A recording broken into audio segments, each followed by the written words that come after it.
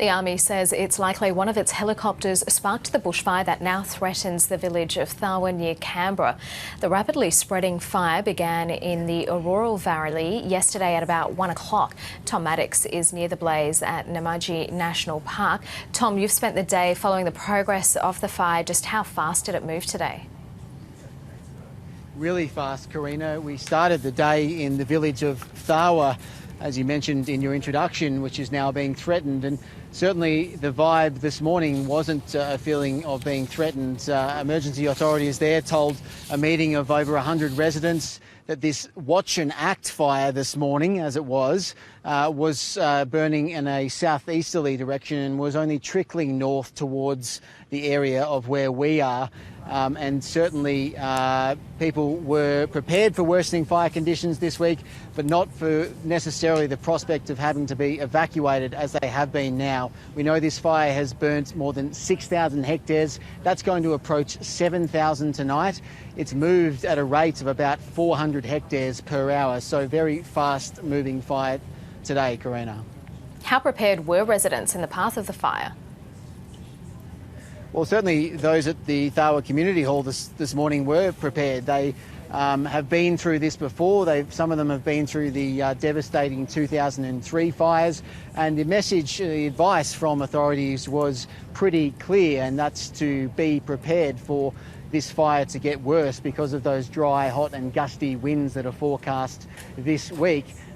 We spoke to some residents who decided to evacuate and travel further north towards some of these suburbs on Canberra's southern edge, to some of these evacuation centres that have been set up. But we also spoke to some residents, Karina, who decided to stay and defend their properties. And what's the latest advice for the public? So the advice for this emergency warning fire that has been burning in the Orroral Valley, in the Namadgi National Park, for those in the Bobian area, the Top Nace, Apollo Road and Tharwa village areas, that it is too late to leave and to seek shelter immediately. For those further north towards the main area of Canberra, in areas like here of Banks on the southern edge, the advice for residents here is to enact their bushfire plan. Police will be door knocking homes tonight to warn them, but there's no evacuation in place currently for these suburbs. There is, however, 3 evacuation centres that have been set up, Karina. And the Chief Minister is warning that these are some of the worst conditions that Canberra will have seen. Not an insignificant comment from Andrew Barr today, Karina. He said that those fire conditions are similar to what we saw 17 years ago, just over 17 years ago, where a few people lost their lives and hundreds of homes were burnt down. But talking to people in Tharwa, which is now potentially being impacted by this fire, they're pretty calm, some of them. Some of them are saying that they don't feel too threatened and that they are prepared, well prepared for a situation like this, Karina. Tom Maddox reporting there from Canberra. We're joined now by Phil Williams, who is in South Tuggeranong, one of the suburbs in Canberra that is at risk. Phil, what's happening where you are? Well, you can see behind me the plume in the mountains, probably about 10 kilometres away. But we've been warned that the spotting of the fire has been up to 5 kilometres ahead of that fire. And so they are warning that that could be impacting this area, at least outside this area, in the next few hours. So people have been very, very cautious and are activating their fire plan. I'll introduce you to James here. Okay. James, you're here at Banks. Unfortunately, you get a bird's eye view of what could be a significant threat. How are you feeling about that? A little concerned, but it's highly unlikely to end up being a major problem.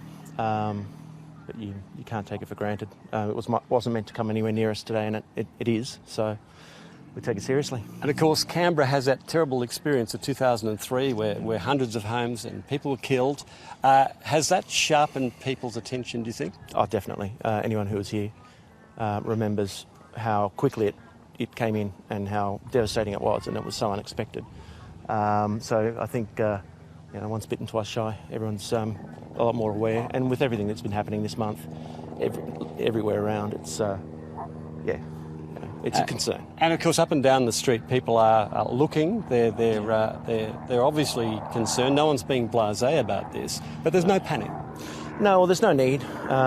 It's not roaring in at us. We're not in the middle of the bush.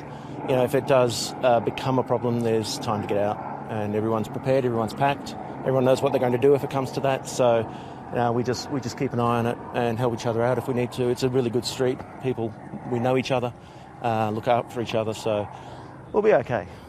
Yeah. There have been reports that perhaps later on, if the threat becomes more evident, there'll be door knocking by the police. I have heard that. Yeah. So that wouldn't be a total surprise to you then? No, I heard it on the radio. Been obviously monitoring the situation all day because it's close.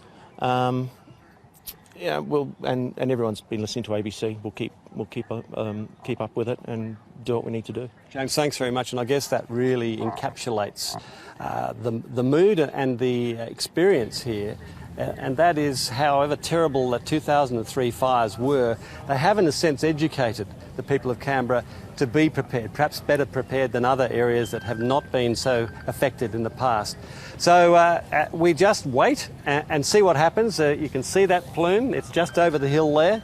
It's quite scary, especially for the village of Thawa, which is right at the base of that ridge that you can see there, just by the Murrumbidgee River.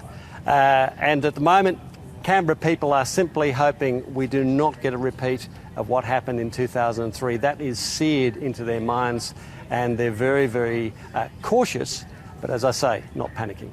Okay, let's hope everyone stays safe. Philip Williams reporting there.